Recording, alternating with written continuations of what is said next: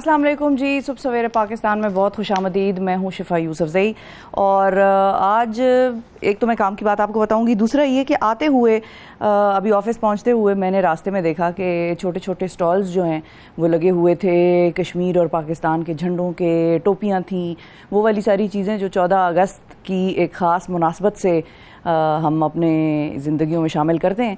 तो वो छोटे छोटे स्टॉल्स जो थे वो मुझे इस्लामाबाद की सड़कों पे दाएं बाएं नज़र आने लग गए।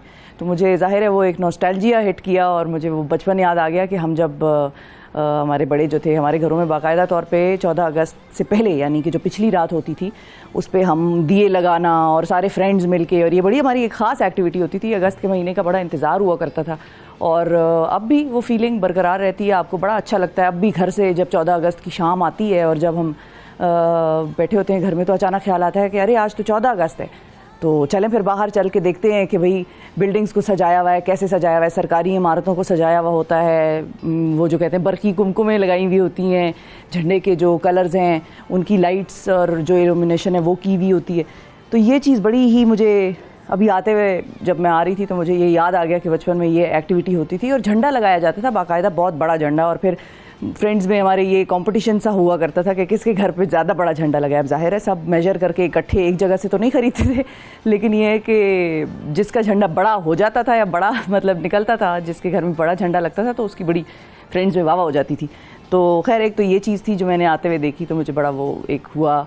अपने बच्चों को ज़रूर इस चीज़ से, इस एक्टिविटी में लगाएं। जब वो कहे किसी स्ट्रीट वेंडर से, आपको कहे कि भाई मैंने ये झंडा लेना है तो उसको ले दें। बाज़ औक़ात हमारे घर में भी 2-3 झंडे पड़े होते थे और हम गुज़रते गुज़रते फिर एक चौथा भी उठा लेते थे, तो बाज़ औक़ात ले लें। ये एक इसका एक और फ़ायदा भी है कि इकनॉमिक एक्टिविटी भी जन्म ले रही होती है। किसी और का घर चल रहा है, किसी और की जो आमदनी है उसमें इजाफा हो रहा है, तो कभी कभी बाज़ औक़ात स्ट्रीट वेंडर से हमें वो चीज़ें चाहिए नहीं होती हैं जो हम गुज़रते गुज़रते देखते हैं और एक छोटा सा स्टॉल लगा हुआ है, लेकिन ख़रीद लिया करें अगर नहीं भी ज़रूरत होती है। अगर आपकी अटेंशन उनकी तरफ चली गई है, अगर आपकी तवज्जो उनकी तरफ चली गई है, ध्यान मतलब बट गया है, जिधर आप जा रहे थे उससे हट गया है और उनकी तरफ आ गया, तो फिर ले लें। ये फिर इसको एक हिंट समझें ऊपर वाले की तरफ से कि उसने आपका ध्यान इनकी तरफ मुतवज्जे कर दिया है कि ये भी एग्जिस्ट करते हैं, इनके भी घर हैं, इनके भी बच्चे हैं और इन्होंने भी जीना है इस मुल्क में, इस दुनिया में।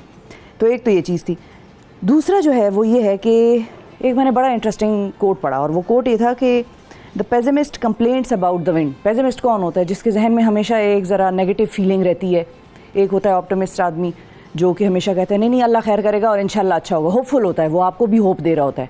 पेसिमिस्ट वो होता है जो उसमें कीड़ा निकाल के कहेगा पता नहीं हो ना हो, होने वाली, लगता तो नहीं है कि ये हो सकेगा, लगता तो नहीं है तुम कर पाओगे, तो इस तरह की चीज़। तो वो होता है पेसिमिस्ट इंसान। तो पेसिमिस्ट जो है वो कंप्लेन करता रहता है कि हवा चल रही है, विंड इज़ ब्लोइंग, हवा चल रही है। ऑप्टिमिस्ट जो है वो एक्सपेक्ट ये करता है कि वो उस हवा का रुख तब्दील कर दे। अगर वो हवा आपकी तरफ आ रही है और आपको जो वो हवा है उसके रुख से किसी किस्म का कोई प्रॉब्लम हो रही है, तो ऑप्टिमिस्ट जो है वो उस हवा के रुख को तब्दील करने की एक्सपेक्टेशन रखता है। और जो रियलिस्ट है, एक तीसरी भी कैटेगरी है, रियलिस्ट, वो एडजस्ट करता है उस हवा के साथ, क्योंकि बाज़ औक़ात ये होता है कि ज़रूरी नहीं है कि हम ऑप्टिमिस्ट हों या पेसिमिस्ट हों, ज़रूरी नहीं है कि वो हवा जो चल रही है वो हमारे हक़ में ना हो या वो हमारे हक़ में हो जाए या उसका रुख बदल के वो हमारे हक़ में आ जाए। तो जो रियलिस्ट होता है वो हमेशा उसके दरमियान का रास्ता निकालता है और वो ये चीज़ भी जहन में रखता है कि हो सकता है इस हवा का रुख मैं तब्दील ना कर सकूं, तो फिर मुझे इसी सिचुएशन में रहते हुए कोई काम जो भी मैं करना चाह रहा हूँ या जो भी मेरा गोल है, ऑब्जेक्टिव है, मुझे वो करना पड़ेगा। तो एक है कैटेगरी ऑप्टिमिस्ट की, एक है पेसिमिस्ट की और एक है रियलिस्ट की। तो अब आप सोचें कि आप कौन सी वाली कैटेगरी में फॉल करते हैं। ये मेरी आज की काम की बात और एक तरह से काम का सवाल था। और एक पाकिस्तान के झंडे आते हुए मैंने देखे तो बड़ा मुझे अच्छा लग रहा था। वैसे तो वो सजे ही हुए थे, अभी तो वो सजेंगे, लेकिन ये है कि जिन स्ट्रीट वेंडर्स की मैं बात करी थी उन्होंने ऑलरेडी उनको जो है वो झंडे लगाए हुए थे, तो वो भी एक सजावट ही थी जो मुझे रोड साइड्स पे नज़र आई। तो आपको अब लेकर चलते हैं और 60 सेकेंड्स न्यूज़ दिखाते हैं, फिर प्रोग्राम में आगे बढ़ेंगे। आखिरी अय्याम में हुकूमत की तेजी, बिल्स की भरमार पर हुकूमती अरकान भी बरहम। रज़ा रब्बानी ने कॉपियाँ फाड़ दी। जोब कैंट हमले में अफगान दहशतगर्दों के मुलव्विस होने की तस्दीक हो गई। पीटीआई ने राजा रियाज और नूर आलम खान समेत 13 अरकान को पार्टी से निकाल दिया। आईसीसी की नई टेस्ट प्लेयर्स रैंकिंग में कौमी टीम के कप्तान बाबर आजम और फास्ट बॉलर शाहीन शाह अफरीदी की तरक्की। बाबर आजम चौथे नंबर पर जबकि शाहीन अफरीदी बॉलर्स रैंकिंग में छठे नंबर पर आ गए। पाकिस्तान के दिलावर खान ने वर्ल्ड मार्शल आर्ट्स गेम्स में गोल्ड मेडल जीत लिया। कैनेडियन वज़ीर आज़म ट्रूडो और अहलिया के दरमियान शादी के 18 साल बाद अलहदगी हो गई। रूस का यूक्रेन की पोर्ट पर हमला, अजनास के गोदाम तबाह। हरियाणा के फसादात राजस्थान पहुंच गए, गोश्त की दुकानों पर हिंदू इंतहा पसंदों के हमले। बीजिंग में 40 घंटों में 1 माह की बारिश बरस गई, 140 साला रिकॉर्ड टूट गया। और ईरान में हिजाब की खिलाफ वर्जी पर नए कवानीन मुतारफ़ कराने का फैसला, कैद, मसनूई ज़हानत के ज़रिए निगरानी और क्रैकडाउन की तजवीज़ शामिल। जी, तो आपने ये देखा कि हमारी 60 सेकंड्स न्यूज़ में आपको क्या नज़र आया, और अब ज़रा आपको अब लेकर चलते हैं ट्रेंडिंग स्टोरीज़ की तरफ। मुसलमान के दिल के करीब सिर्फ एक ही जगह है और वो है खाना काबा, और जो उससे ज़्यादा एक इमोशनल एस्पेक्ट हमारी ज़िंदगी का है या हमारी ख्वाहिश का, चाहत का है कि हम जाकर उसको देखें, वहाँ पर हाज़िरी लगाएं, वो है नबी अकरम सल्लल्लाहु अलैहि वसल्लम का रोज़ा। ये 2 ऐसी जगह हैं, मुक़द्दस जगह हमारे लिए, कि जिनको देखने की, जिनके पास जाने की, जहाँ पर जाकर दुआएं करने की, इबादत करने की ख्वाहिश हर मुसलमान के अंदर मौजूद होती है। कुछ लोगों की ख्वाहिश अल्लाह मियां जल्दी पूरी कर देते हैं, कुछ लोगों की थोड़ा टाइम लगा के करते हैं, लेकिन तकरीबन ज़्यादातर लोगों की ख्वाहिश पूरी हो जाती है। और जिनकी नहीं हुई, मेरी पहले तो अल्लाह ताला से दुआ है कि उनको भी अपने दर की जो है एक तरह से इनविटेशन उनके नसीब में भी लिख दे। लेकिन जो ख़बर है वो ख़बर ये है कि खाना काबा को गुस्ल देने की जो तकरीब है, बैतुल्लाह का दरवाज़ा खोल दिया गया है, और मक्का मुकरमा में गुस्ल काबा जो है उसकी तकरीब के दौरान खाना काबा का दरवाज़ा खोल दिया गया। ये ख़बर थी बड़ी ही खूबसूरत, और ये बड़ा एक्साइट करती है लोगों को। बाज़ लोग अपना जहाँ उम्रे के लिए जाना या खाना काबा का दरवाज़ा जब खुलता है तो लोग इस चीज़ का बड़ा ही एहतमाम करते हैं कि भाई वो किसी तरह से, जो ख़ास तौर पे वहाँ के रिहायशी हैं, जो सऊदी अरब के रिहायशी हैं, और बहुत सारे पाकिस्तानी भी हैं, तो उनसे जब बात होती है वो ये कहते हैं कि भाई हम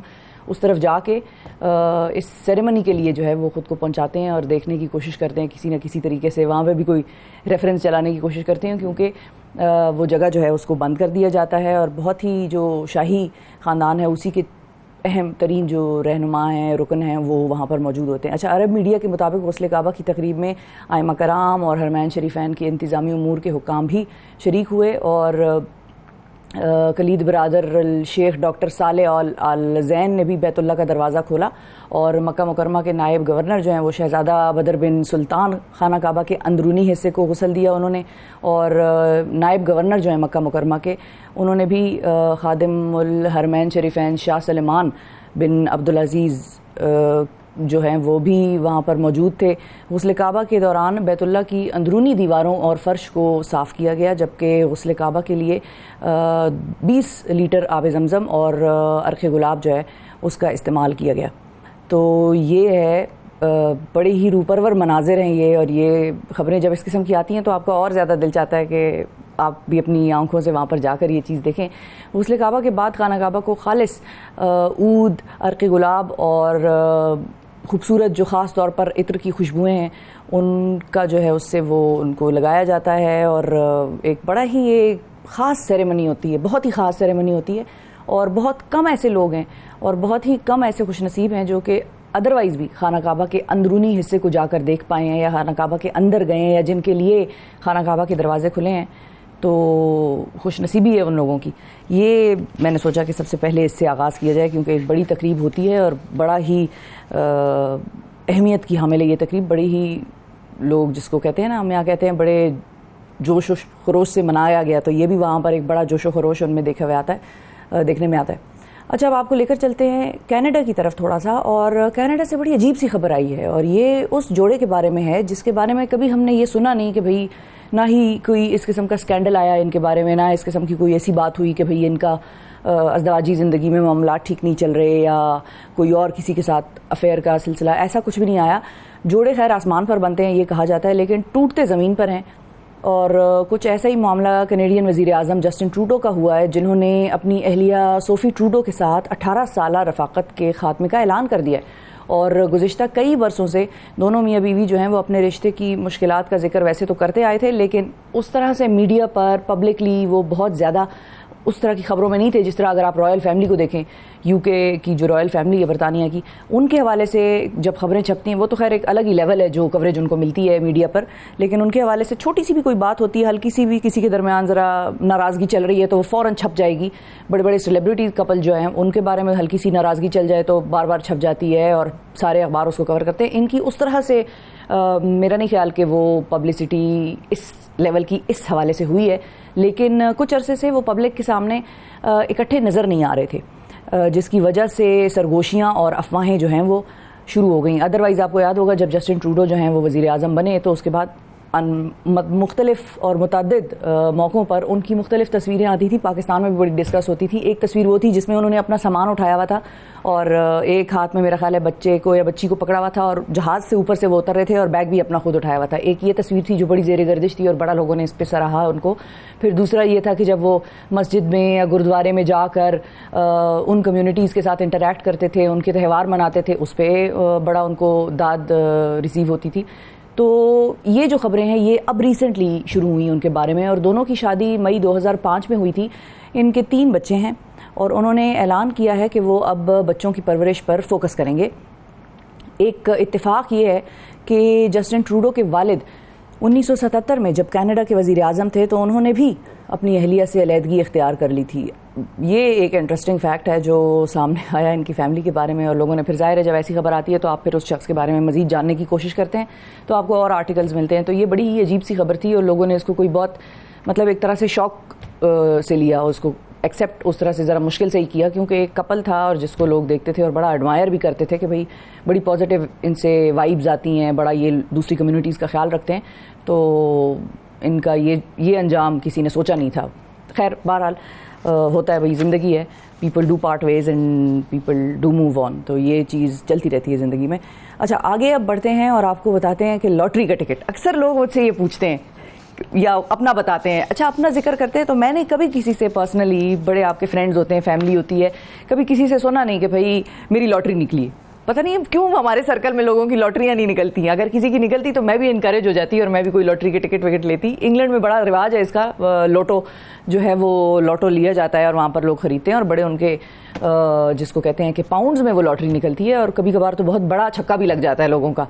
तो अब हुआ क्या है, मैं लॉटरी का जिक्र क्यों कर रही हूँ, उसकी वजह यह है कि पैसे इकट्ठे करके लॉटरी का टिकट ख़रीदने वाली 10 ख़वातीन खाकरोब जो हैं वो ख़वातीन खाकरोब 10 नहीं, ख़वातीन खाकरोब जो हैं वो 10 करोड़ रुपए का इनाम जीत गई हैं। इतनी बड़ी लॉटरी निकली है ख़वातीन खाकरोबों की। और एक मशहूर कहावत ज़रूर सुनी होगी आपने कि देने वाला जब देता है तो फिर छप्पड़ फाड़ के देता है, तो ये छप्पड़ फट गया है उनका और पैसा उन पे बरस पड़ा है। ये बात भारत में सच साबित हो गई है। और जब पैसे इकट्ठे करके एक लॉटरी का टिकट ख़रीदा गया और ख़रीदने वाली जो 11 ख़वातीन हैं उनकी 10 करोड़ की लॉटरी निकली और ये बेसिकली खाकरोब हैं ये ख़वातीन। और बरतानवी नशरियाती इदारा है BBC, उसके मुताबिक ये ख़वातीन उस ग्रुप का हिस्सा हैं जो भारत की जनूबी रियासत केरला के ज़िले मालापुरम के कस्बे में रिहाइश पजीर है। वहाँ पर कूड़ा करकट ये इकट्ठा करती हैं और उसके एवज़ उन्हें रोज़ाना तकरीबन 250 रुपये की जो उजरत है वो मिलती है। और इसके अलावा अक्सर ये ख़वातीन कचरे को फ़रोख्त करके भी रकम इकट्ठा कर लेती थी, लेकिन इतनी सी उजरत में घर का गुजारा तो नहीं हो सकता, ज़ाहिर है ये बात हम सब जानते हैं, समझते हैं। तो रिपोर्ट्स के मुताबिक इन ख़वातीन को बच्चों की तालीम और दीगर अखराजात को पूरा करने के लिए अक्सर कर्ज़ ही लेना पड़ता था, जिसे उतारने के लिए फिर मज़ीद कभी कर्ज़ लेना पड़ता था या वो सारा सिलसिला होता था। तो इन्होंने सोचा कि एक ही दफ़ा किस्मत आजमाते हैं और लॉटरी का टिकट ख़रीदते हैं। और फिर इन्होंने लॉटरी का टिकट ख़रीदा और भारत की बहुत सी रियासतों में लॉटरी के टिकट जो हैं वो गैर कानूनी हैं वैसे तो, लेकिन रियासत केरला जो है वहाँ पर उसकी जो हुकूमत है वो ख़ुद लॉटरी का एक मशहूर प्रोग्राम चलाती है, तो वहाँ पर बेसिकली ये इलीगल नहीं है। और रिपोर्ट्स के मुताबिक गुज़िश्ता माह केरला से ताल्लुक़ रखने वाली 11 ख़वातीन खाकरोब ने मानसून बम्पर प्राइज़ लॉटरी भी जो है वो जीती थी और ख़रीदी थी बेसिकली, और फिर वो जो है उन्होंने जीती। तो ये है सूरत हाल भाई, लॉटरी के टिकट लोग ख़रीद रहे हैं और उनकी लॉटरियाँ लग रही हैं और ये सारा सिलसिला जो है वो हो रहा है। हम भी ख़रीदें शायद कोई लॉटरी का टिकट, इधर भी कुछ इस किस्म का सिलसिला होना चाहिए और जैकपॉट ही लग जाता है। वैसे तो पाकिस्तान में पेट्रोल की जो कीमतें हैं, डीज़ल की कीमतें, उनमें तकरीबन पिछले एक आधे दिन में 20-20 रुपए का इजाफा हुआ। अब उसके बाद हमने सोचा कि ज़रा हम आवाम से पूछें, उनसे भी बात करें। हम यहाँ पर एक्सपर्ट्स को बुलाते हैं, मुख्तलिफ लोगों को बुलाते हैं और पूछते हैं उनसे कि भाई क्या सूरत हाल है, क्या होगा आगे, ये वो। लेकिन ज़रा आवाम से जानते हैं कि उनके जहन में क्या चल रहा है, उनको अपना मुस्तकबिल क्या नज़र आ रहा है और वो क्या बताना चाह रहे हैं, क्या कहना चाह रहे हैं। तो हमने सोचा कि उनको भी ज़रा माइक दिया जाए ताकि उनकी भी आवाज़ हम सुन सकें। कराची और लाहौर से हमने एक वॉक्स पॉप्स कंडक्ट कराया और लोगों की राय जानने की कोशिश की। आपको वो दिखाते हैं। भाई बात यह है, हमने तो ये सुना था कि तहज्जुद के टाइम में दुआ किया करो कबूल होगी, लेकिन हमारे अमाल ऐसे हो गए हैं कि तहज्जुद का टाइम जैसे ही आता है तो हमारी हुकूमत आधी रात के आखिरी पैर में जाके प्रेस कॉन्फ्रेंस करता है वज़ीर ख़जाना और कहता है जी कि हम महंगा नहीं करना चाह रहे थे, मियाँ साहब की आंखों में आंसू आ गए और हमने पेट्रोल की कीमतों में 20 रुपये इजाफा कर दिया। रात पे सोते हैं, सुबह उठते हैं, एक नया माहौल होता है, एक नई प्राइस होती है। रोज़ की बुनियाद पर यही माहौल बनाया हुआ है, इसको हम बिल्कुल नहीं एक्सेप्ट करेंगे। बहुत मुश्किल होया हुआ तेल चलाना और यह कि गाड़ी पे कहीं आना जाना जो ना गाड़ी निकालनी होती है, मजबूरी से निकालनी होती है, ऐसे आम रूटीन में गाड़ी नहीं निकाल सकते। गरीब का बेड़ा गर्क करने के लिए सुबह 7 बजे उठ जाते हैं, लेकिन जब भला करना है तो कोई नज़र नहीं आ रहा। इस तरह ये पेट्रोल में जो है ना 273 पर अगर माड़ा बंदा कैसे गुजारा करेगा। उनको क्या फ़र्क पड़ना, फ़र्क तो हमें पड़ना है। जिन्होंने बढ़ाया है उनको क्या फ़र्क, उन्होंने उठना बाहर चले जाना है, महलों में रहना है। उन्हें क्या 20 रुपये का, उन्हें 50 रुपये भी पड़ जाए उन्हें कोई फ़र्क नहीं पड़ेगा। फ़र्क तो हम जैसों को पड़ेगा। 20 रुपये जो बढ़ाया ये तो बिल्कुल जुल्म है आवाम के साथ। जब ये कम करते हैं तो 1-2 रुपया करते हैं, जब बढ़ाते हैं तो 20 रुपये 30 रुपये बढ़ाते हैं। ये वैसे ज़्यादती है, 20 रुपये बढ़ा दिया, ये कोई तरीका नहीं है जी। ये आपने सुना और इनको आपने बड़ा फिल्टर करके निकाला है और बड़ा ही वो चीज़ सुनाई है आपको जो सुनाई जा सकती थी। बाकी के आप खुद बेहतर जज हैं कि वो लोगों में किस किस्म का जिसको कहते हैं जज्बात पाए जाते हैं या क्या लोग जो हैं वो इस हवाले से सोच रहे हैं। सुबह सवेरे पाकिस्तान। वेलकम बैक जी। आज हमारी जो पहली मेहमान है प्रोग्राम की वो बड़ी ख़ास खातून है जिनकी 12 बरस की उम्र में बीनाई छिन गई थी, लेकिन ये हादसा इनकी ज़िंदगी पर उस तरह से असरअंदाज हुआ नहीं जैसा कि अक्सर हम देखते हैं कि लोगों की ज़िंदगियों पर इस किस्म के हादसे असरअंदाज होते हैं कि वो हिम्मत छोड़ देते हैं, वो बिल्कुल हिम्मत हार के बैठ जाते हैं और वो ये सोचते हैं कि अब हम क्या करें। इन्होंने पूछा तो जाहिर है अपने से ये सवाल होगा कि अब मैं क्या करूं, लेकिन फिर इन्होंने वो बहुत कुछ करके दिखाया जिस पे कि आज हम भी मजबूर हो गए कि हम इनसे बात करें। और मजबूर क्या हो गए भाई, इनका एक अचीवमेंट है और वो हम चाहते थे कि आपसे शेयर करें। इनको गुज़िश्ता दिनों सदर पाकिस्तान ने भी एक अवार्ड से नवाजा है, यानी कि डॉक्टर आरिफ अलवी साहब ने भी इनको एक अवार्ड से नवाजा है। उस अवार्ड के हवाले से भी इनसे बात करेंगे कि वो अवार्ड इनको किन खिदमात की बिना पर दिया गया। इन्होंने जीने का एक ऐसा तरीका, ऐसा रास्ता मुंतखब किया जिस पर चल कर इन्होंने हज़ारों नाबीना अफराद को एतमाद की दौलत अता की और उन्हें दिल की रोशनी से इस दुनिया को देखने और इस दुनिया में रहने का तरीका और सलीका सिखाया। इसके अलावा ये मोटिवेशनल स्पीकर भी हैं, लोगों की शख्सियत साजी पर भी बड़ा काम करती हैं और ये बेशुमार अवार्ड्स हासिल कर चुकी हैं। जैसे कि एक मैंने आपको बताया कि सदर पाकिस्तान से हाल ही में इनको रिसीव हुआ, वो ये पाकिस्तान फाउंडेशन फाइटिंग ब्लाइंडनेस यानी कि PFFB से भी मुंसलिक हैं, जो बसारत से महरूम अफराद के लिए काम करने वाला इदारा है और डोनेशंस पर बेसिकली ये इदारा चलता है, क्योंकि ये किसी भी शख्स से जिसकी भी ये मदद कर रहे हैं, जिसके साथ भी ये ऐसा मामला कर रहे हैं, उससे किसी किस्म की कोई पैसे चार्ज नहीं करते। हमारी मेहमान का नाम है राबेल पीरज़ादा, जो कि बीनाई तो खो चुकी हैं, लेकिन दुनिया में ऐसे भरपूर तरीके से ये जी रही हैं कि हमें भी अब इनसे इंस्पिरेशन लेने की ज़रूरत पड़ गई है। अस्सलाम वालेकुम राबेल। जी वालेकुम अस्सलाम। कैसी हैं राबेल? ठीक है बिल्कुल ठीक। आप कैसे हैं? हम भी अल्लाह का शुक्र ठीक ठाक है। आपको देख के और ज़्यादा ठीक हो गए हैं, वरना आपसे पहले तो जो मैं खबरें सुना रही थी लोगों को उनसे मैं अच्छी खासी बस दिल बर्दाश्त सी हो गई थी, लेकिन आपके आने से ज़रा रोशनी आई है हमारे भी स्टूडियो में। Thank you. ये बताएं राबेल कि आप इतना कुछ करती हैं, पत्नी मोटिवेशनल स्पीकर भी हैं, इदारों के साथ भी मुंसलिक हैं जो नाबीना अफराद के लिए काम करते हैं। कौन सी ऐसी चीज़ है जो ज़िंदगी में अभी तक आपने नहीं की और जो करनी है, पहले तो वो बताएं। मैंने जिंदगी में अभी तक सिर्फ जहाज नहीं उड़ाया। जहाज नहीं उड़ाया जी, जहाज नहीं उड़ाया। और जहाज उड़ाने का कुछ मामला बनाते हैं, राबेल का कुछ करते हैं जहाज उड़ा सके ये। लेकिन ये बताएं कि अभी रिसेंटली जो चीज़ हुई है उससे आगाज करते हैं। सदर पाकिस्तान से आपको एक अवार्ड जो है वो दिया गया। जी जी। वो अवार्ड किस हवाले से था और क्या खिदमात थी आपकी जिनकी बिना पर उन्होंने आपकी उसको रिकग्नाइज किया? वेल जैसे कि पाकिस्तान फाउंडेशन फाइटिंग ब्लाइंडनेस जो है पेरेंटल ऑर्गेनाइजेशन के तौर पे ऑल ओवर द कंट्री काम कर रहा है। अच्छा। यानी कि कोई बच्चा किसी भी जगह पे है, चाहे इंडिया के बॉर्डर पे भी है, तो हमारा ये काम है उसके घर पे जाके उसको एजुकेशन दे और फ्री एजुकेशन दे। एजुकेशन भी देना, स्किल्स भी देना, उसको कुकिंग भी सिखाना, और इवन जब बच्चे की स्टडी कंप्लीट हो जाएगी तो फिर हम उसको मेन स्ट्रीम में उसको इंटर्नशिप करने का मौका देते हैं, पंजाब कॉलेज में, फातिमा ग्रुप ऑफ कंपनी में। और हर इंटर्नशिप पे PFAB 75,000 खुद देता है उस इदारे को कि आपने इस बच्चे को हर महीने से मतलब ये 25,000 देने, और अगर 3 महीने के बाद ये अपने आप को मनवा जाता है तो आप इसको मेन स्ट्रीम में जॉब दे। और बहुत सारे बच्चों के हम कारोबार भी करवाते हैं। अल्हम्दुलिल्लाह अब तक हम पूरे पाकिस्तान में 50,000 से ज़ायद जो है नाबीना अफराद को सर्विसेज दे चुके हैं। तो इसी बेस पे जो है, जो हमारे प्रेसिडेंट साहब हैं, he is a very nice person, उन्होंने मुझे सक्सेसफुल लेडी ऑफ पाकिस्तान का भी अवार्ड दिया और साथ ही साथ जो है ह्यूमैनिटेरियन अवार्ड दिया खिदमत खल्क का।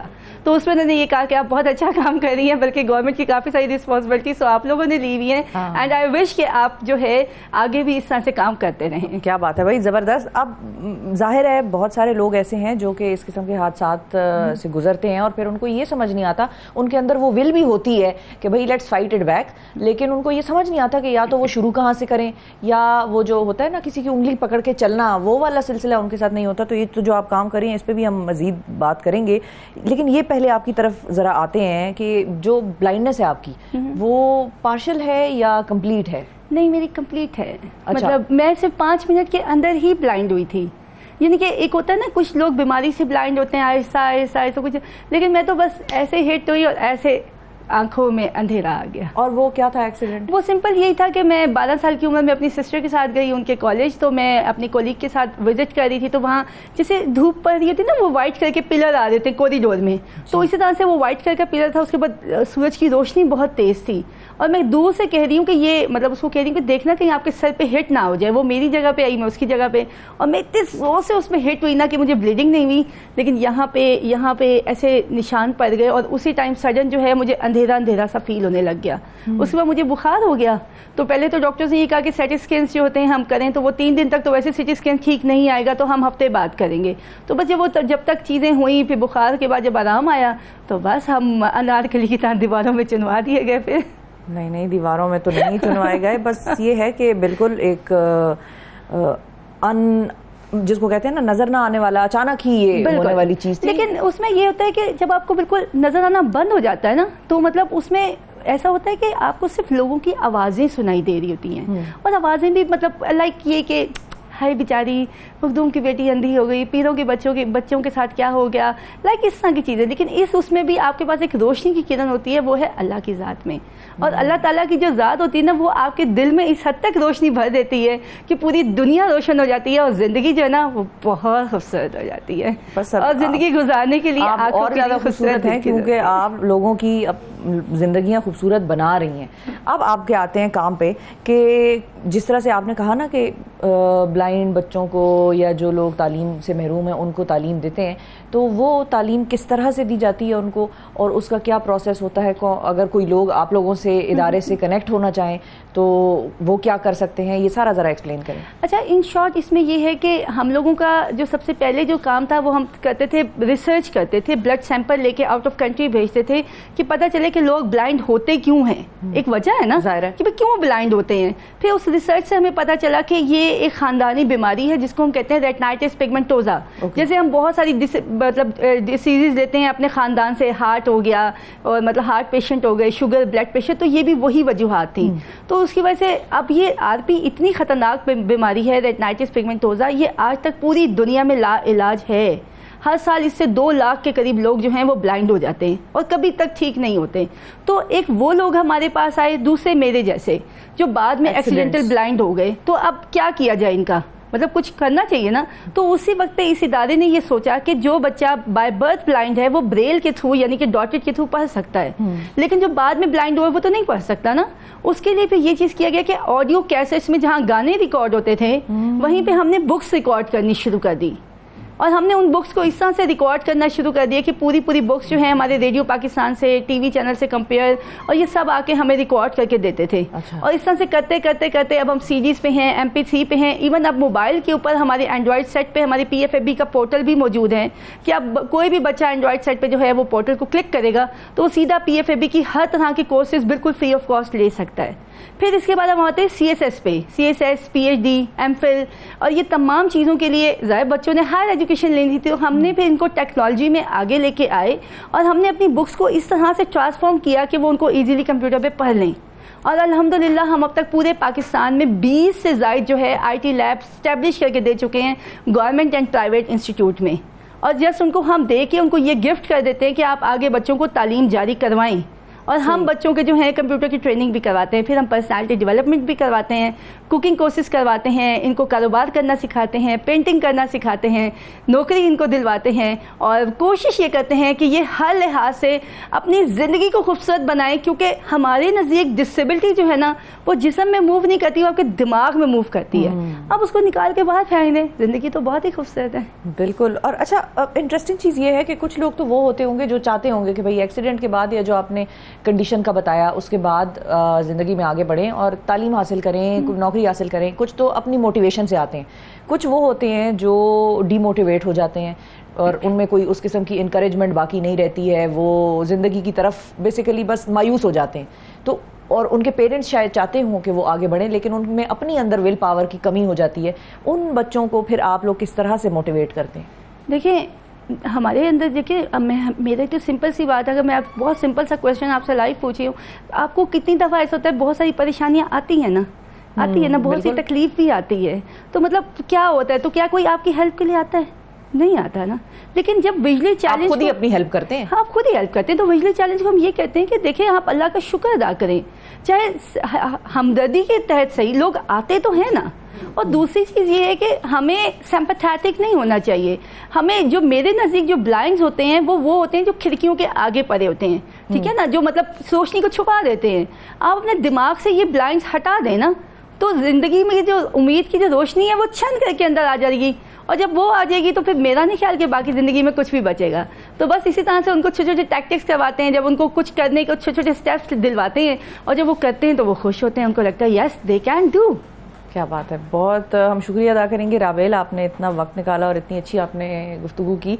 आखिर में जाते जाते ये बता दें कि जो लोग डोनेट करना चाहते हैं, जो लोग आपके इदारे से मुंसलिक होना चाहते हैं, फ्री ऑफ कॉस्ट सर्विसेज देना चाहते हैं, बहुत से ऐसे लोग भी होते हैं, तो वो किस तरह से कनेक्ट हो सकते हैं? डोनेशंस के लिए भी बताइएगा, और सर्विसेज कोई देना चाहे, कोई मदद करना चाहे, कोई चीज़ डोनेट करना चाहे, कोई इदारा, कोई ऑफिस, कोई ज़मीन, कोई प्रॉपर्टी, तो ये क्या कैसे होगा ये?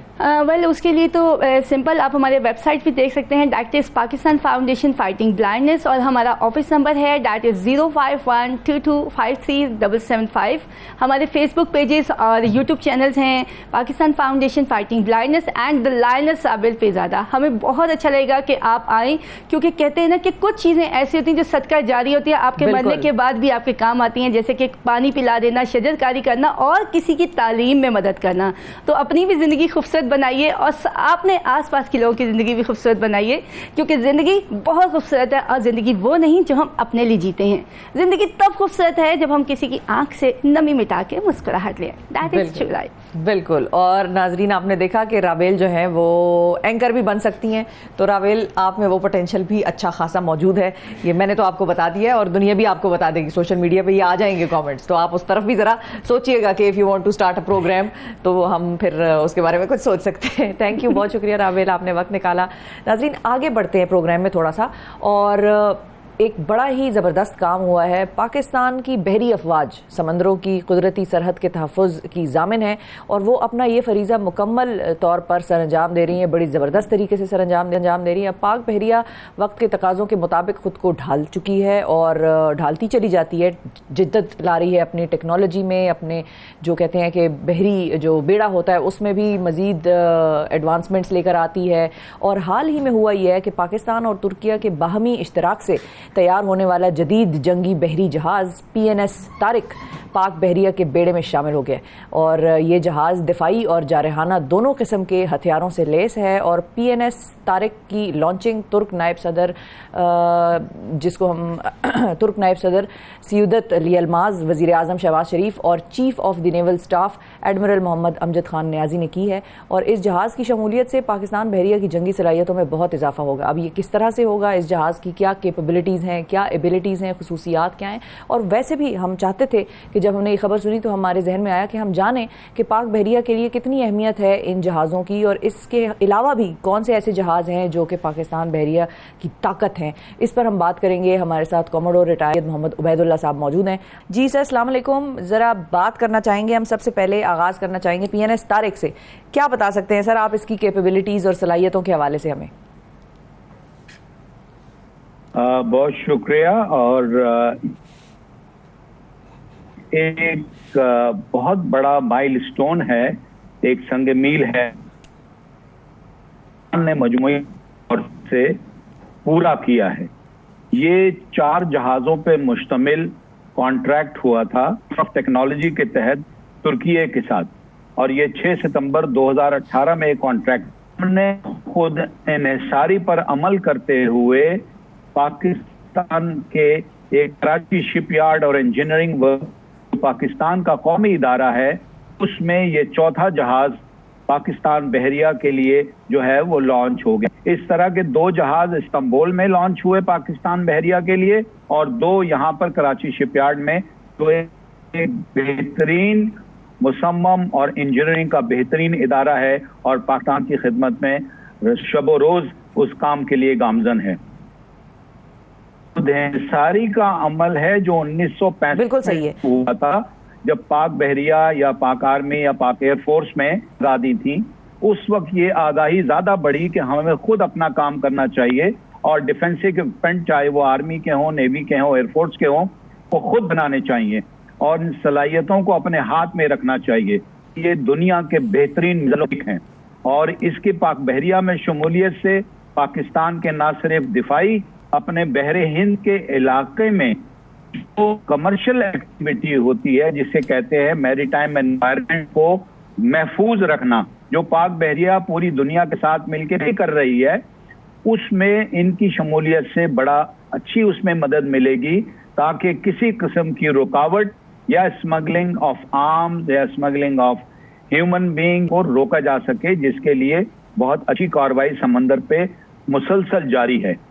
तो इन जहाज़ों की वजह से एक न सिर्फ फिजिकली इसके साथ साथ सोच बदल गई है। इस वक्त पाकिस्तान नेवी का जो फ्लीट है, सरफेस फ्लीट, वो अल्हम्दुलिल्लाह 70 to 80% ब्रांड न्यू है और उस पर आते हुए उस टेक्नोलॉजी को अपनाते हुए हमने आगे बढ़ना। अच्छा सर, ये बताइएगा कि हमने चाइना के साथ भी कोलैबोरेशंस की हैं और तुर्किया के साथ भी हमारी कोलैबोरेशंस चल रही हैं। चाइना के साथ और तुर्की के साथ हमने एक और चीज़ में भी कदम रखा है और वो है शिप बिल्डिंग। शिप बिल्डिंग की इंडस्ट्री पाकिस्तान में कहाँ खड़ी थी इस इश्तराक से पहले और अब ये कहाँ जाने का पोटेंशियल रखती है, ये ज़रा बताइए। बहुत ही उम्दा सवाल है। मैं थोड़ा सा टाइम लूँगा आपका और मैं बताऊँगा कि देखिए 1965 की जब जंग हुई थी पाक भारत की, उस वक्त हम लोगों के पास यानी पाकिस्तान आर्मी, नेवी और एयरफोर्स के पास ज़्यादातर weapon equipment, ship, aircraft, submarine जो भी था वो तकरीबन सारा वेस्टर्न था ओरिजिन का, मेनली यूके एंड यूएसए।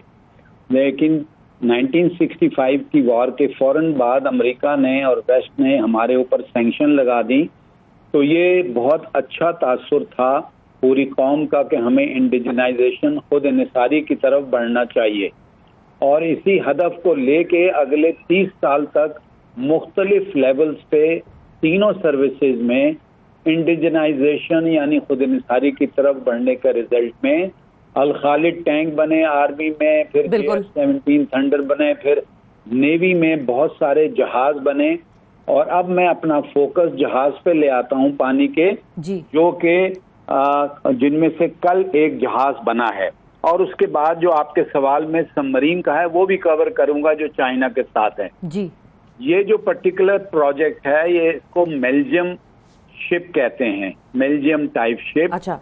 ये 6 सितंबर 2018 को पाकिस्तान ने तुर्की अपने ब्रदर मुल्क के साथ कॉन्ट्रैक्ट किया और इसमें 4 जहाज का बनना शामिल था। 2 इस्तांबुल में बनने थे और 2 पाकिस्तान में बनने थे और ट्रांसफर ऑफ टेक्नोलॉजी होना था।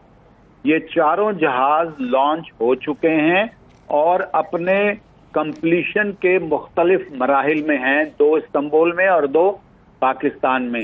उनमें से पहला जहाज इंशाल्लाह इसी साल मुकम्मल होके यहाँ पहुंच जाएगा और ये जहाज जो कल लॉन्च हुआ है इसमें भी वेपन सेंसर मिसाइल लग जाएंगे।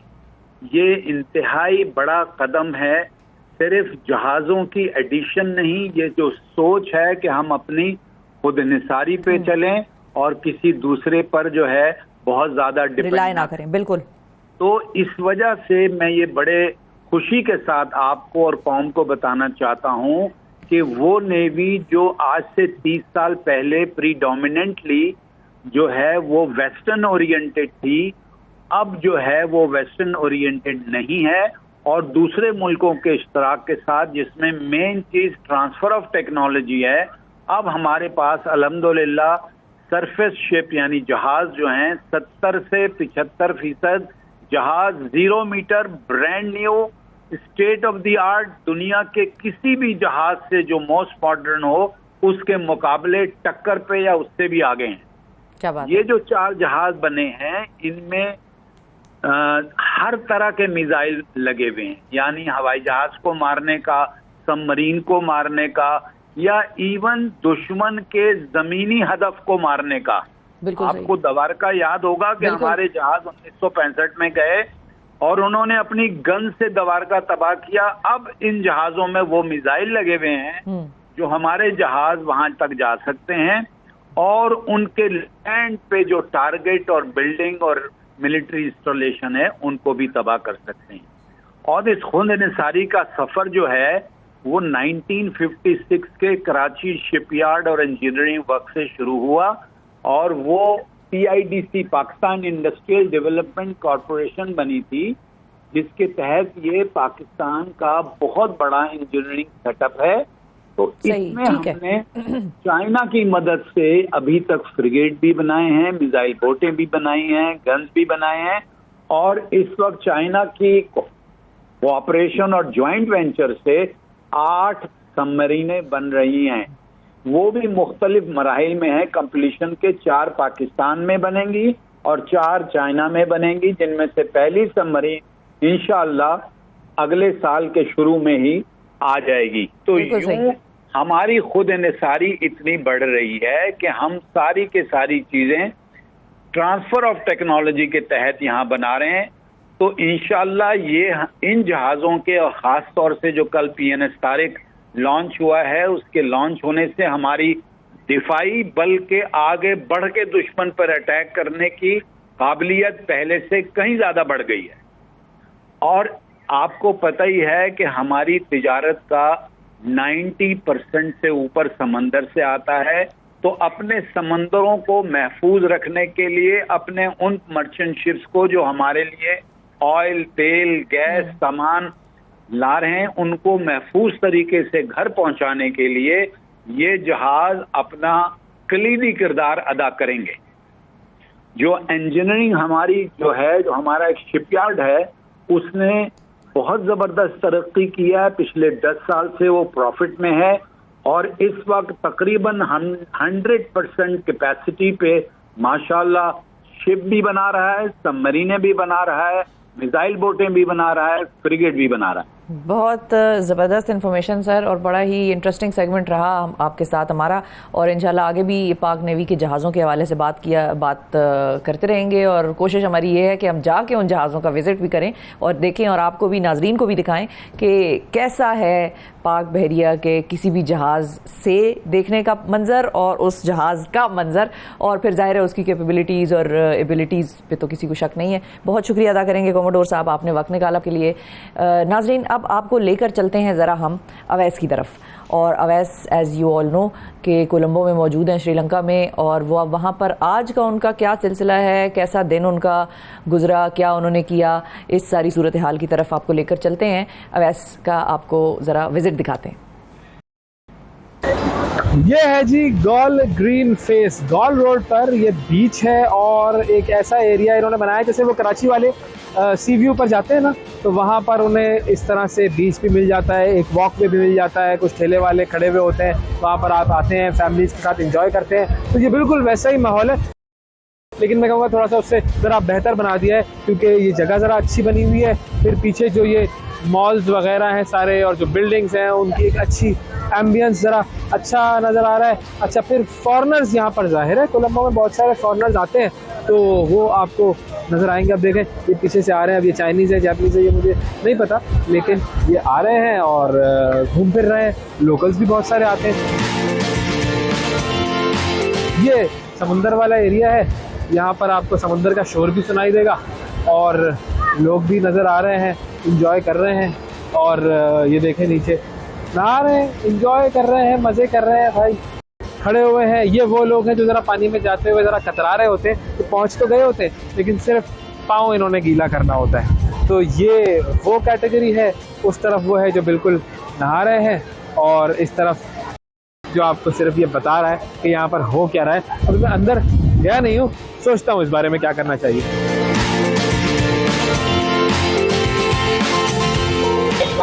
अच्छा, अब यहाँ पर ये गॉल जो ग्रीन एरिया है उसके ऊपर वॉक करते हुए आपको मिलेंगे बहुत सारे ठेले और इन ठेलों में आपको मिलेंगे मछलियाँ, क्रैब्स, प्रॉन्स और ये अपने ख़ास तरीके से पकाते हैं। मुझे नहीं पता कि ये क्या सूरत हाल है, तो लेकिन बहरहाल ये प्रोसेस इनका देख लेते हैं और कोशिश करते हैं कुछ खा के टेस्ट भी कर लें, ट्राई भी कर लें, ताकि जब आप किसी जगह पर आते हैं तो उस जगह की कोई ऑथेंटिक इंटरेस्टिंग चीज़ आपको ट्राई भी कर लेनी चाहिए। तो कीमत भी पूछ लेते हैं और फिर कोशिश करते हैं ट्राई करने की।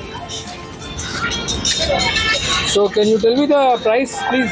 Price yes. This side go. This side? Yeah. Okay, this side. This prawns how much? 100. Small prawns?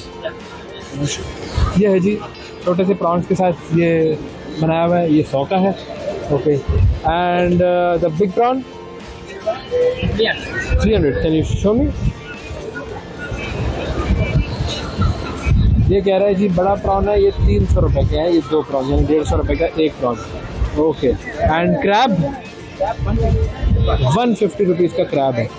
तो क्या ट्राई किया जाए ये मैं सोच रहा हूँ। खैर दोनों ही चीज़ें ट्राई कर लें।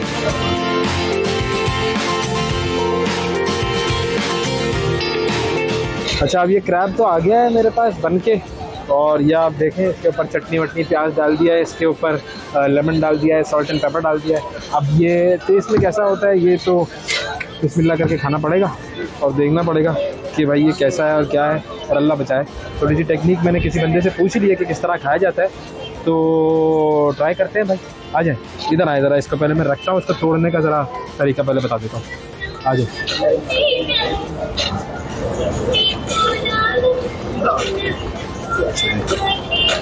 ये क्रैब उठा के इसको ऐसे आपने गरम है भाई,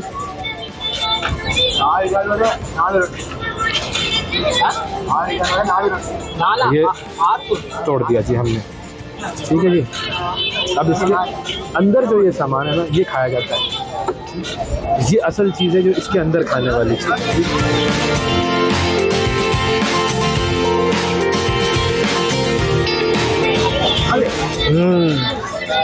बहुत टेस्टी, मज़े का है वाकई।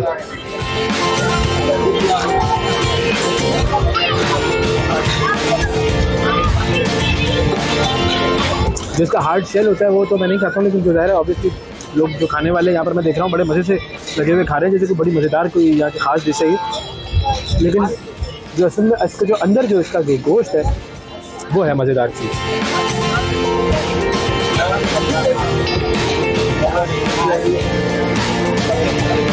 गुड।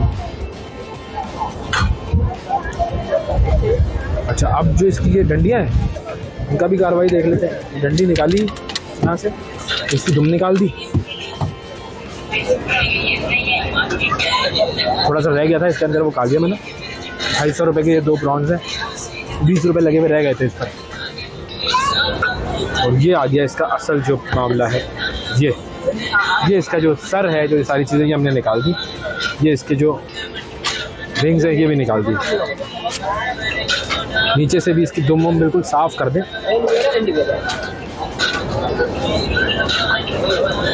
ताकि कोई परेशानी रहे ही ना। वेन्स वगैरह जो होती हैं वो सारी निकाल देनी चाहिए। अब इसको खाएं। ये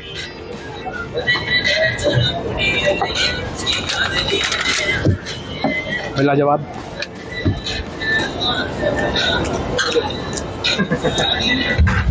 वेरी गुड, बताया। प्रॉन भी हो गया। अब ये इसकी रोटी भी ट्राई कर ही लेते हैं। प्रॉन और क्रैब के चक्कर में रोटी रह गई।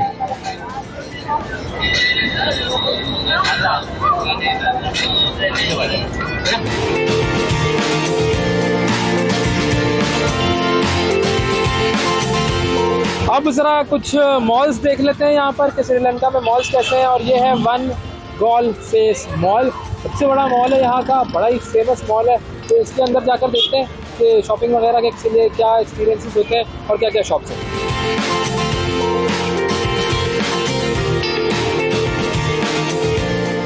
श्रीलंका की एक और ख़ास बात है उसके जेम्स, क्योंकि ज़ाहिर है ये एक आइलैंड है, तो यहाँ पर जो इंडियन ओशियन है उससे जेम्स निकाले जाते हैं और ये जेम्स यहाँ की वजह शोहरत है।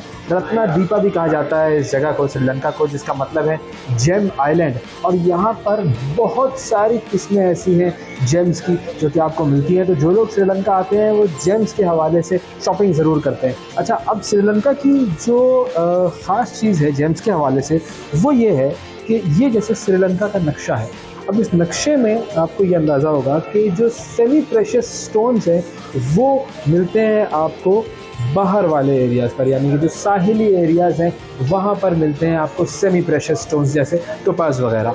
और जो सैफायर्स हैं यानी कि जो ज़्यादा प्रेशियस स्टोन्स हैं वो आपको मिलते हैं श्रीलंका के जो सेंट्रल एरियाज़ हैं वहाँ पर।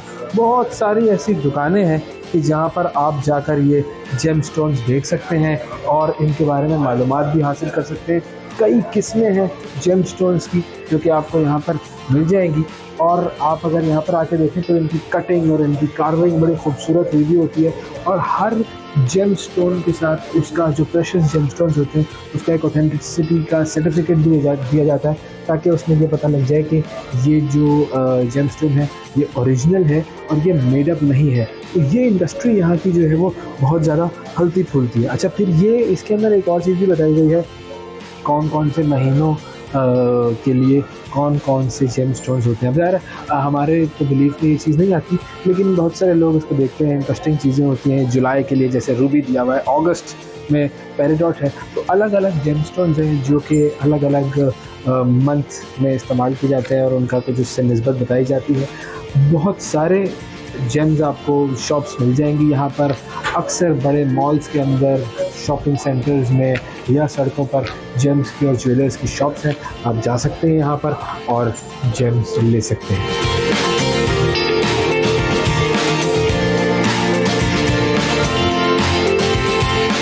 So how many types of gems are found in Sri Lanka? In Sri Lanka we find in 54 varieties of 54 varieties. Yeah.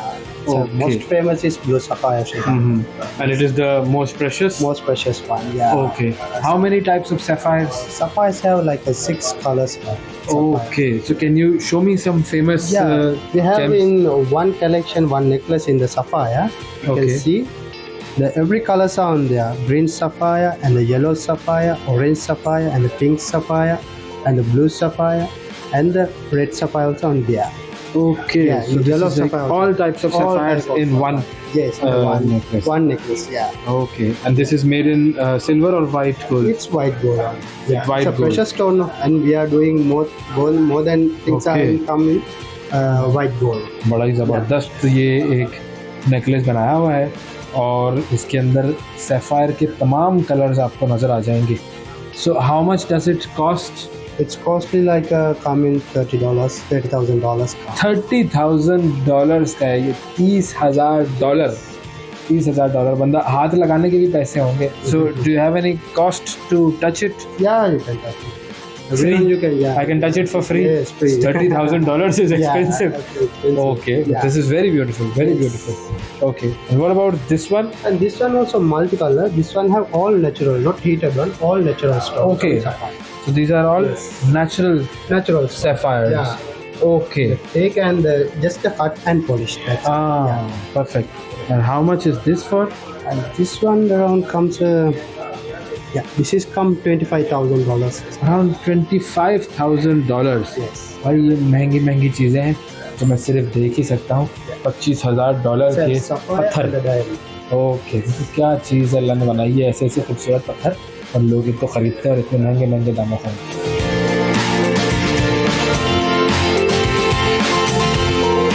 जी, तो भाई शॉपिंग चल रही थी और सैरो तफरी हो रही थी और महंगी चीज़ें ये हमें दिखा रहे थे और पता नहीं क्यों दिखा रहे थे इतनी महंगी चीज़ें भाई. लेकिन इंटरेस्टिंग मुल्क है श्रीलंका. और श्रीलंका के हवाले से कुछ चीज़ें जो अभी तक अवैस ने हमें नहीं बताई वो ये हैं कि वहाँ पर कुछ चीज़ें बड़ी मशहूर हैं. मिसाल के तौर पर कोकोनट. जब अवैस ने हमें नाश्ता दिखाया तो कोकोनट एक वहाँ की बड़ी ख़ास चीज़ है और ज़ाहिर है पानी जहाँ पर होता है वहाँ पर कोकोनट का भी सिलसिला देखने को मिलता है. तो कोकोनट बड़ा पसंद किया जाता है. कोकोनट मिल्क भी बड़ा इस्तेमाल होता है. कोकोनट ऑयल वहाँ पर बहुत प्रोड्यूस होता है और एक्सपोर्ट भी होता है दीगर दुनिया के शहरों में. चाय पत्ती जो हम पाकिस्तानी भी श्रीलंका से बड़ी हद तक इंपोर्ट करते रहे हैं. फिर इसके अलावा पत्ती के लिए तो कीनिया भी बड़ा मशहूर है. वैसे केनियन टी जो है वो भी बहुत पॉपुलर है. जो चाय के शौकीन है ऑफ कोर्स वही जानते हैं. जिसको चाय से कोई लेना देना नहीं उसको क्या पता कि कहाँ पत्ती प्रोड्यूस होती है और कहाँ की अच्छी होती है पत्ती. तो ये खैर सूरत हाल थी. मैंने सोचा आपको मैं इन दो चीज़ों का बताऊं कि कोकोनट और पत्ती जो है टी वो बड़ी पॉपुलर है श्रीलंका की. एक वक्फे की तरफ बढ़ते हैं और वक्फे से जब वापस आएंगे तो फिर आपसे दोबारा मिलते हैं. स्टे विद अस.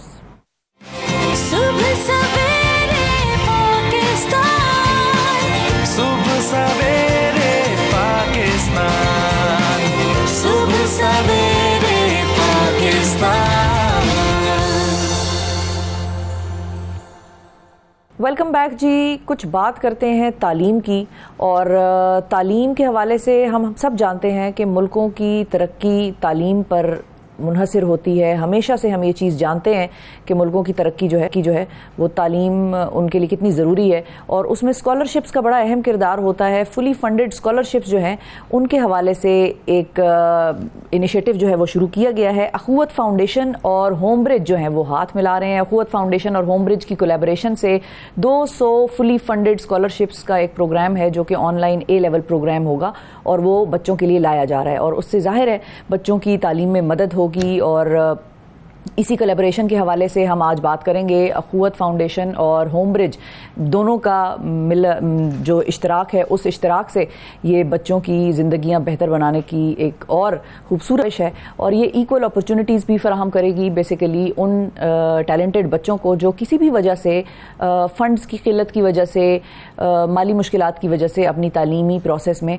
उनके खलल वाक़ हो गए. अच्छा, अब इस पर हम बात करेंगे सिलेक्शन प्रोसेस क्या होगा और किस तरह से ये बच्चों की ज़िंदगियाँ तब्दील कर सकता है, कौन अप्लाई कर सकता है, किन बच्चों के लिए बेसिकली ये स्कॉलरशिप्स होंगी. इसी हवाले से हमारे साथ मौजूद हैं सज्जाद लगारी साहब जो कि डायरेक्टर हैं होम ब्रिज के. और अखुवत और होम ब्रिज एक मरतबा फिर मैं बता दूं कि इन्होंने इश्तराक किया है बच्चों की ज़िंदगियाँ तब्दील करने के हवाले से. अस्सलाम वालेकुम सज्जाद लगारी साहब. जी वालेकुम सलाम शिफा.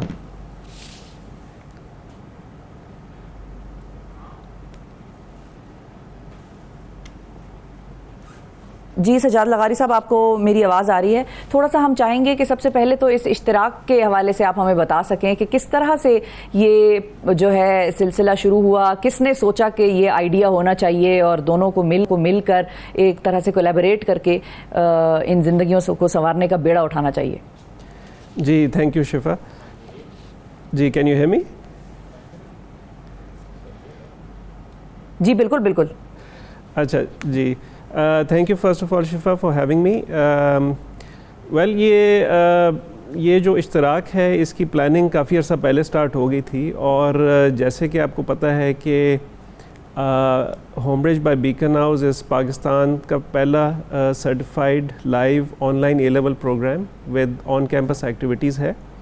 एंड अखुवत फाउंडेशन से भी सारे फेमिलियर हैं कि it's the largest social welfare organisation in Pakistan and one of the largest पूरी दुनिया में भी, और बहुत उनकी एफ़र्ट्स हैं, अचीवमेंट्स हैं इन अपलिफ्टिंग फैमिलीज़, एजुकेशन में काफ़ी उनकी अचीवमेंट्स हैं। तो इसको मद्देनज़र रखते हुए कई महीने पहले हमने आपस में डिस्कशंस की, और जो एक महंगाई का एक तूफ़ान चल रहा है इस वक्त मुल्क में, और उसके साथ साथ एक तालीम की एक नीड भी है, हाई क्वालिटी एजुकेशन की एक नीड है, और रिमोट एरियाज़ में जो हाई क्वालिटी एजुकेशन है उसका एक्सेस नहीं है। तो इन सारे फैक्टर्स को मद्देनज़र रखते हुए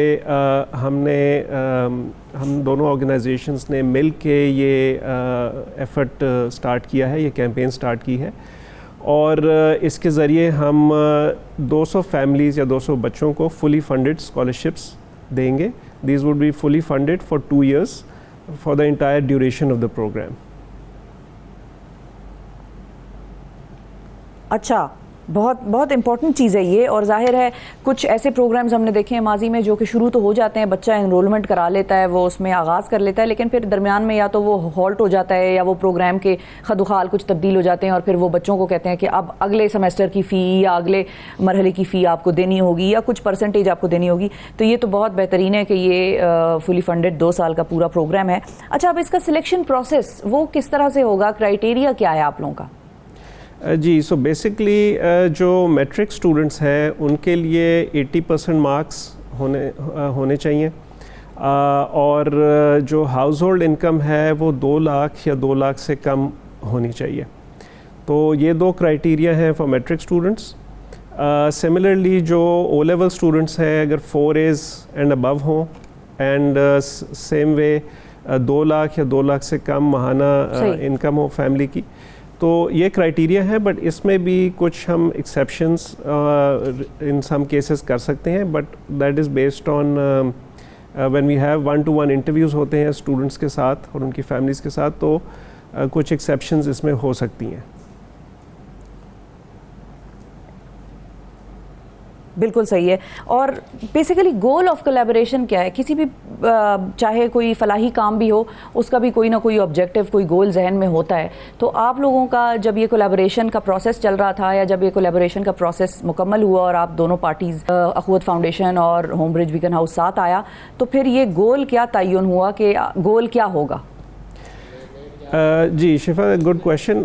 सो बेसिकली जो हमारे डायरेक्टर बीकन हाउस है नासिर कसूरी साहब, उनकी हमेशा से विज़न थी टू हेल्प स्टूडेंट्स, जो ब्राइट स्टूडेंट्स हैं, रिमोट एरियाज़ में हैं, फ्रॉम लोअर इनकम फैमिलीज़ हैं, उनको अपलिफ्ट करने के लिए वो कुछ करना चाहते थे। And similarly as we know, Akhuwat में अमजद साकिब साहब, उनकी भी यही विज़न थी कि हम एक तो high quality education far flung areas में भी दें, लो इनकम सेगमेंट में भी दें, जहाँ पे जो ऐसी फैमिलीज़ हैं जो ख़ुद नहीं अफोर्ड कर सकती बट उनके बच्चे ब्राइट हैं, उनमें एक स्पार्क है, एक एबिलिटी है, उनको हम ये अपॉर्चुनिटी ऑफ़र करें, एंड उनको हम साथ 2 साल के लिए लेके चलें।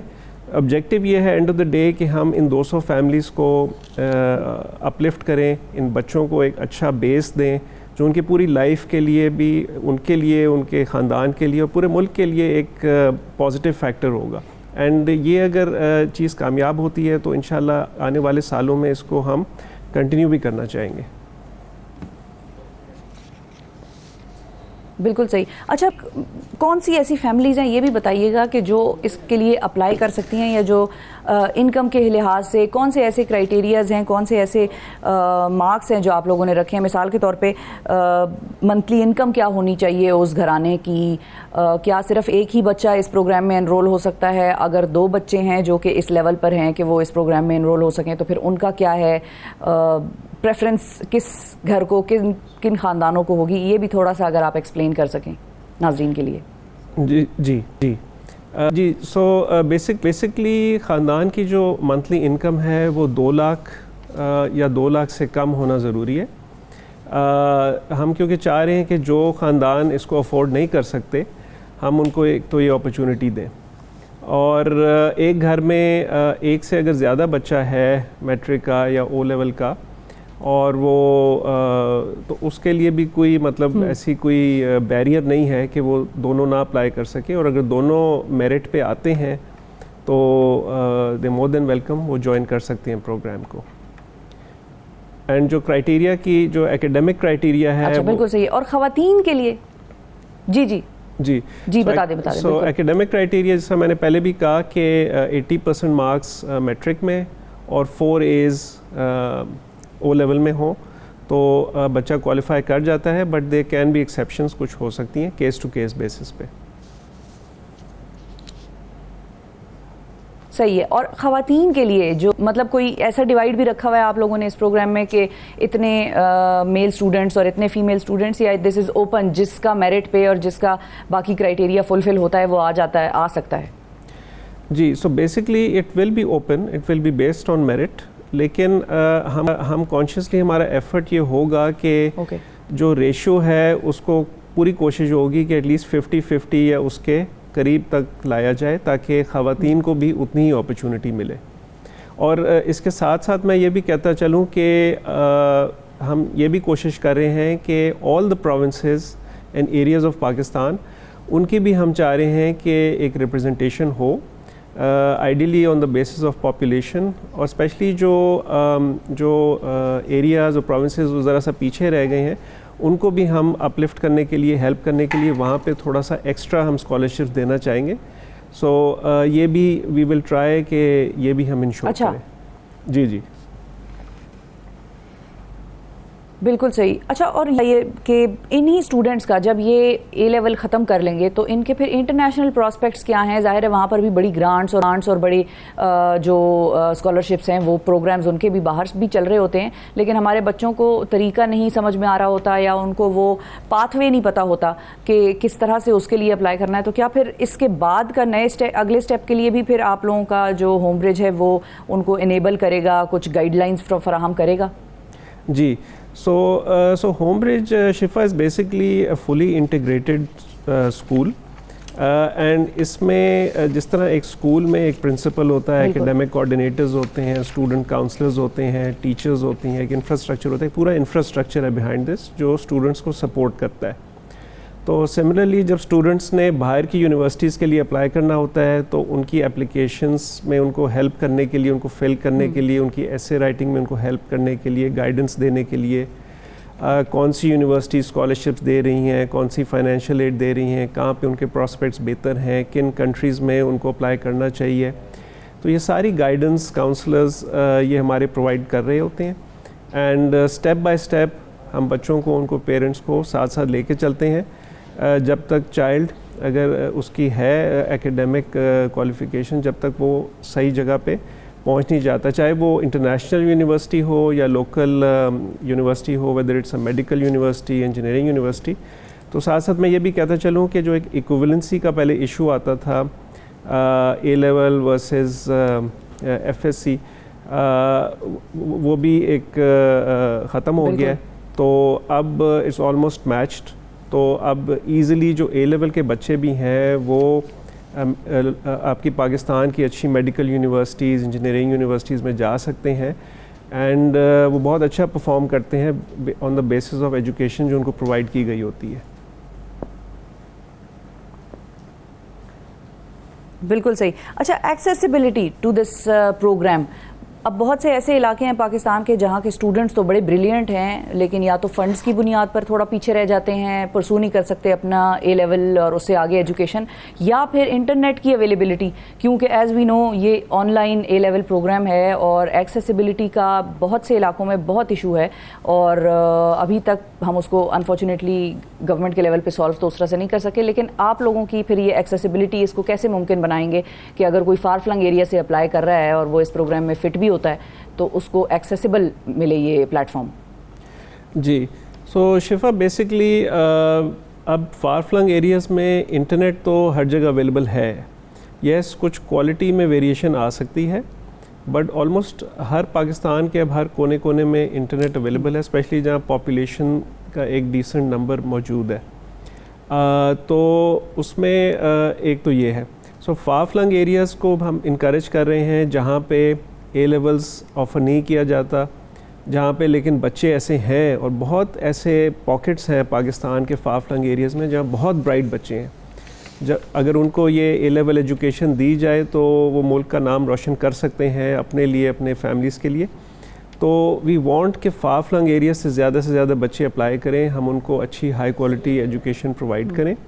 अच्छा, प्लस साथ साथ मैं ये भी मेंशन करूं कि जो होमब्रिज का प्लेटफॉर्म है, LMS है, जिसको हम लर्निंग मैनेजमेंट सिस्टम कहते हैं, इट्स अ पोर्टल। उस पोर्टल पे हर बच्चे का एक लॉगिन, एक ID क्रिएट होता है। हर बच्चे को एक्सेस होता है to 2500 video lectures from the best A level teachers of Pakistan for the जी सो फॉर द 12 सब्जेक्ट्स जो हम ऑफ़र करते हैं। सो एक वाइड वैरायटी ऑफ सब्जेक्ट्स हम ऑफ़र कर रहे हैं, ह्यूमैनिटीज़ में, साइंसेस में, बिज़नेस में। सो एक अच्छी मतलब एक कॉम्बिनेशन स्टूडेंट्स बना सकते हैं अपने लिए, विच वुड हेल्प देम जहाँ भी वो जाना चाहते हैं, जिस भी यूनिवर्सिटी में जाना चाहते हैं, उसके लिए एक अच्छा बेस वो क्रिएट कर सकते हैं। सो ये वीडियोस भी मौजूद हैं। सो पूरा कोर्स उन वीडियोस के थ्रू भी बच्चा कवर कर सकता है। अगर कभी उसको कोई इंटरनेट इशू आता है तो हमारे जो लाइव क्लासेस हैं वो रिकॉर्ड भी हो रही होती हैं, वो उसको भी बाद में उसकी रिकॉर्डिंग भी देख सकते हैं। जो रिकॉर्डेड लेक्चर्स हैं उनको भी एक्सेस कर सकते हैं। तो so they have access to everything. And I think I should also mention कि हमारी जो लाइव क्लासेस हैं, they like any live class. जिस तरह मैं और आप अगर अभी बैठे हुए कम्युनिकेट कर रहे हैं, उसी तरह कम्युनिकेशन हो रही होती है, क्वेश्चन एंड आंसर्स हो रहे होते हैं, क्विजेस असाइनमेंट्स हो रही होती है। अटेंडेंस ना हो तो पेरेंट को, बच्चे को व्हाट्सएप मैसेजेस चले जाते हैं। तो it's like a proper physical school but with online delivery and on campus activities. So what do I mean by on campus activities के महीने में 2 दफ़ा बिल्कुल सही है, हम बच्चों को बुलाते हैं। उनके एरिया में जो बीकन हाउस का कैंपस उनके सबसे करीब है, वहाँ पे आके अगर साइंस स्टूडेंट्स हैं वो अपने लैब्स कर सकते हैं, और ओवरऑल सारे स्टूडेंट्स वहाँ अपनी स्पोर्ट्स कर सकते हैं, एक्स्ट्रा करिकुलर एक्टिविटीज़ कर सकते हैं। सो एक्स्ट्रा करिकुलर एक्टिविटीज़ के लिए भी हम हर स्टूडेंट को रजिस्टर करते हैं for the Duke of Edinburgh award, which is a global extra curricular award. So उसमें जितनी भी आपकी एक्स्ट्रा करिकुलर एक्टिविटीज़ वो कर रहे होते हैं वो रिकॉर्ड हो रही होती हैं। हाँ, तो basically it is a wholesome programme जो कि बच्चों को हर तरह का एक्सपीरियंस देने, फिज़िकल एक्टिविटी से लेके स्पोर्ट्स लैब्स, साइंस लैब्स, और फिर जाहिर है लर्निंग तो उसमें पार्ट ऑफ द प्रोग्राम है ही 90%। तो बहुत शुक्रिया अदा करेंगे सज्जाद लगारी साहब। नाज़रीन, हमारे साथ मौजूद थे डायरेक्टर होमब्रिज, और अखुवत और होमब्रिज ने बाहमी इश्तराक से 200 स्कॉलरशिप्स का, फुली फंडेड स्कॉलरशिप्स का प्रोग्राम मुतारिफ़ कराया उन बच्चों के लिए जो ए लेवल्स में एडमिशन लेना चाहते हैं। और आपने हमारी गुफ्तगू सुनी, तो महरूम ना रखिए अपने बच्चों को, तालीम उनका हक है, उनको तालीम ज़रूर दीजिए। एक वक्फे की तरफ बढ़ेंगे, वक्फे से वापस आएंगे तो आपसे कुछ बात करेंगे कश्मीर के हवाले से। स्टे विद अस। सुबह सवेरे पाकिस्तान, सुबह सवेरे पाकिस्तान, सुबह सवेरे पाकिस्तान। वेलकम बैक जी। 1953 में मकबूजा जम्मू कश्मीर को भारतीय आइन की दफ़ा 370 के तहत दाखिली खुदमुख्तारी दी गई थी, और इसके तहत रियासत को अपना आइन और टैक्स का निज़ाम बनाने का इख्तियार मिल गया था, जबकि कोई भारतीय शहरी मकबूजा कश्मीर में जाकर ज़मीन खरीद सकता था और ना ही वोट डाल सकता था।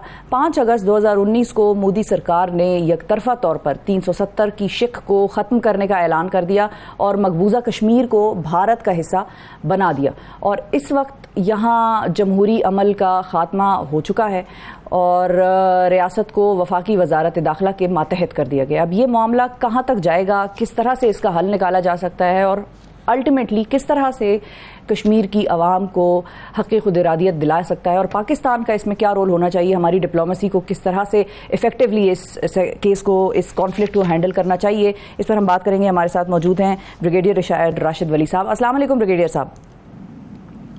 जी अस्सलाम वालेकुम। बहुत शुक्रिया सर, आपने वक्त निकाला। सबसे पहले तो इस तब्दीली को आप उस वक्त किस तरह से डाइजेस्ट कर पाए, क्योंकि हमारे लिए तो बड़ा मुश्किल था अचानक से इस किस्म का फैसला आना, लेकिन उस वक्त ये फैसला आया, जाहिर है पाकिस्तान की रियासत ने, पाकिस्तान की हुकूमत ने इस पर बड़ा कड़ा और सख्त जवाब दिया, उनसे ट्रेड हमने ख़त्म कर दिया, हमने कहा हम टेबल पे आपके साथ तब बैठेंगे जब आप इस फैसले को रिवर्स करेंगे। तो आपको क्या समझ आई कि उस वक्त से लेकर अभी तक हमने क्या किया इफेक्टिवली, या क्या कुछ अचीव कर पाए हम? जी, ये उस वक्त आपने कहा कि ये हमने काफ़ी उस पर कड़ा रद्द अमल ज़ाहिर किया, तो ज़ाहिर है वो हमारा जो रद्द अमल था वो ऐसा ही होना चाहिए था, क्योंकि ये हमारा जो UN रेजोल्यूशंस में रूटेड स्टांस है एक डिस्प्यूटेड टेरिटरी के बारे में, तो ये बिल्कुल उससे मुतसादिम था। और ये बीजेपी का जो 2018-19 का उनका इलेक्टोरल मैनिफेस्टो था, तो उन्होंने एक्चुअली उस मैनिफेस्टो में integration of Jammu and Kashmir into Indian union, उसका उन्होंने इहादा किया था और वादा किया था अपनी इलेक्टोरेट के साथ। तो वो तो उन्होंने जो ही वो आए हैं तो उन्होंने वो स्टेप्स लेने शुरू कर दिए, और 2019 में रीऑर्ग एक्ट ला के उसको 2 यूनियन टेरिटरीज़ में तकसीम कर दिया, जम्मू एंड कश्मीर स्टेट को, लद्दाख और जम्मू एंड कश्मीर स्टेट। और ये पहली बार हिंदुस्तान की तारीख में भी ऐसा हुआ कि उनकी एक स्टेट को उसका स्टेटस वापस ले लिया गया और उसको यूनियन टेरिटरी का दर्जा। तो ये एक किस्म का एनेक्सेशन थी, और उस डिटाई से वो एनेक्सेशन की गई जिस वक्त इंडिया में 17 एक्टिव इंसर्जेंसीज चल रही थी।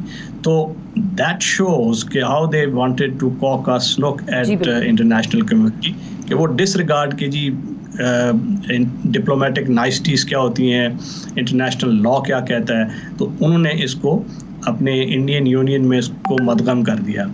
अब उसमें लीगल डायमेंशंस हैं उसकी, जिसको आजकल बहस हो रही है कि आर्टिकल 370 जब 1950 में इंडियन कॉन्स्टिट्यूशन में वो ऐड किया गया, तो उसमें एक क्लॉज थी क्लॉज 3 के मुताबिक जो कॉन्स्टिट्यूएंट कानून साज असेंबली थी state of Jammu and Kashmir की, जिसने उस वक्त इस कानून को पास करने की इजाज़त दी थी और अपना एक रेजोल्यूशन के तहत, तो वो उसकी मर्जी के बगैर इस शिक को ख़त्म नहीं किया जा सकता, आर्टिकल 370।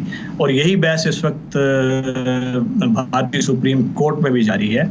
जो कपिल सिब्बल है, उसने सिब्बल जो वकील इसको केस को कर रहे हैं प्रोसिक्यूट, तो उनका यही मेन आर्गूमेंट है कि जो 370 है दिस हैज़ फाइनलिटी, और कोई प्रेसिडेंशियल ऑर्डर उसको तब्दील नहीं कर सकता। अब ये समझने की बात है कि भारत ने न सिर्फ इंटरनेशनल लॉ बल्कि अपने कॉन्स्टिट्यूशन की भी वायलेशन की है, क्योंकि वो आर्टिकल जो 367(4) डेल्टा प्रोबेबली उन्होंने बड़ी चालाकी से इसमें ऐड किया, जिसमें वो स्टेटस कॉन्स्टिट्यूएंट असेंबली यानी कानून साज असेंबली से लेकर state of Jammu and Kashmir का नाम दे दिया कि कोई भी बाद में जो लेजिस्लेटिव असेंबली है जम्मू एंड कश्मीर की, वो रेजोल्यूशन अगर वो पास कर दे और उसका ये स्टेटस तब्दील किया जा सकता है। तो ये नहायत चालाकी थी, क्योंकि कोई फेवरेबल गवर्नमेंट होती जिसको हिंदुस्तान अपने ज़ेर असर ला के ये फैसला करवा सकता था, तो अगर ओरिजिनल उस पर कायम रहें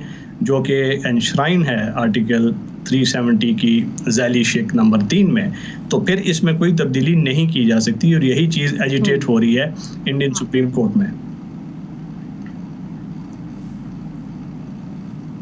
बिल्कुल सही। अच्छा ब्रिगेडियर साहब, अब आगे वे फॉरवर्ड क्या है हमारे लिए? जाहिर है हमारे यहाँ भी इलेक्शन होने वाले हैं, अगर तो हो जाते हैं, और उसके बाद जाहिर है नई हुकूमत बनेगी। अब उस वक्त की हुकूमत को किस तरह से इसको डिप्लोमेटिक फ्रंट पे लेकर आगे बढ़ना चाहिए? क्या हमारी डिप्लोमेसी 2019 से लेकर अभी तक इस इशू पर ख़ास तौर पर इफ़ेक्टिव रही है? दुनिया को, हम ममालिक को ये बता सके हैं? हमारे दोस्त ममालिक तो ऑफ कोर्स जानते हैं, वो तो हमारे साथ पॉलिटिकली खड़े भी हैं, बहुत सारे ओपनली ऐलान भी करते हैं, लेकिन अदरवाइज़ क्या इंटरनेशनल बॉडीज़ को हम ये बावर करा सके हैं कि ये एक बड़ी संगीन खिलाफ वर्जी थी जो इंडिया ने की? जी, हमने अपनी बिसात भर कोशिश की है, फॉरेन ऑफिस ने, गवर्नमेंट ने, मगर जो बैनुल-अक़वामी ये माहौल है जियोपॉलिटिकल, इसके कुछ कंपल्शंस हैं, और उस कंपल्शन की वजह से इंटरनेशनल कम्युनिटी वो जब भी कोई इस किस्म का केस आता है तो उससे वो सरफ़े नज़र कर जाती है। हिंदुस्तान का जो क्लाउड है इकोनॉमिक दुनिया में, ये उसकी वजह से वो इंटरनेशनल कम्युनिटी, जो कि ये एक clear violation of international law है और डोमेस्टिक कॉन्स्टिट्यूशन का भी उनका क्लियर वायलेशन है। अब प्रैक्टिकली इंडिया ने एक डिस्प्यूटेड टेरिटरी जो यूएन के रेजोल्यूशन 39, 47 और उसके बाद लास्ट रेजोल्यूशन मेरे ख्याल 98 में आई, तो इतनी रेजोल्यूशंस का रेजिम होने के बावजूद उसको उन्होंने जम कर लिया। और जो अभी इंटीग्रेशन के बाद उन्होंने प्रोसेस शुरू किया वो और ज़्यादा ख़तरनाक है। और उस प्रोसेस में अगर आप देखें तो उन्होंने इलेक्टोरल जेरीमैंडरिंग जिसको कहते हैं कि इलेक्टोरल कॉन्स्टिट्यूएंसीज जो हैं जम्मू एंड कश्मीर, उसको तब्दीली शुरू कर दी है। बिल्कुल, वो उनकी जो डेमोग्राफी है उसको तो अब देखना यही है कि हमारी बिल्कुल वो बदल रही है, हाँ, ऑल्टर करने की कोशिश कर रहे हैं बिल्कुल। और ये हम जंग जो है ये लड़ते रहेंगे, हम अपनी आवाज़ उठाते रहेंगे जम्मू कश्मीर के आवाम के लिए, जिनको उनका हक़ खुदरातियत मिलना ज़रूरी है और जो उनसे बेसिकली एक वादा खिलाफ़ी उनके साथ की गई और आर्टिकल 370 उसकी एक और एविडेंस है कि उनके साथ किस तरह का रवैया रवा रखा गया।